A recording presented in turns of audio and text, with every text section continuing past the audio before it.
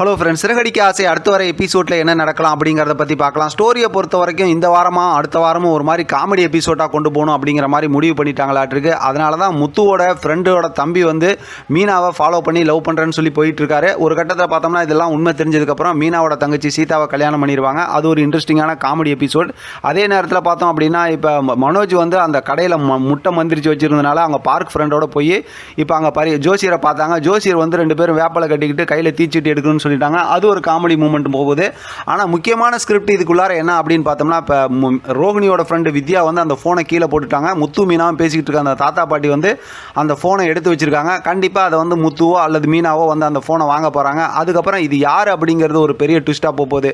அதாவது இந்த ஃபோனை உங்கள்கிட்ட கீழே போட்டது யார் அப்படிங்கும்போது எப்பயாவது ஒரு சந்தர்ப்பத்தில் கண்டிப்பாக இவங்க பார்க்க போகிறாங்க. அப்போ இந்த பொண்ணு தான் அந்த ஃபோனை மிஸ் பண்ணிட்டு போனாங்க அப்படிங்கிற விபரமும் சொல்ல போகிறாங்க.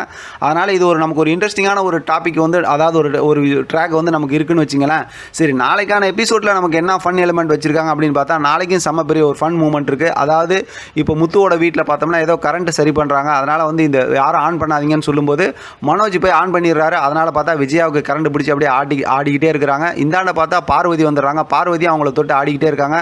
அடுத்து பார்த்தா ரோகிணி வந்து தொட்டுறாங்க, அவங்களும் ஆடிக்கிட்டே இருக்காங்க. அடுத்து பார்த்தா மனோஜ் வந்து தொட்டுறாங்க, அவங்களும் ஆடிக்கிட்டே இருக்காங்க. அடுத்து சுருதி, அடுத்து ரவின்னு சொல்லிட்டு எல்லாருமே பார்த்தா கரண்ட் பிடிச்சி ஆடிக்கிட்டு இருக்காங்க. இதை பார்த்து தெரிஞ்சுக்கிட்ட மீனா வந்து இப்போ ஒரு குச்சி கட்டையை எடுத்துகிட்டு வந்து மனசுக்குள்ளார இருந்து சொல்கிறாங்க, அத்தை உங்களெல்லாம், அதாவது விஜயா எல்லாத்தையும் காப்பாற்றுறதுக்காக தான் நான் உங்களை அடிக்கிறேன், என்னை மன்னிச்சிருங்கன்னு சொல்லிட்டு ஓங்கி மட்டேர்னு ஒரு அடி வந்து விஜயாவோட கையில் அடிக்கிறாங்க. விஜயாவோட சேர்ந்து எல்லாரும் அப்படியே கொத்தா கீழே விழுகிறாங்க.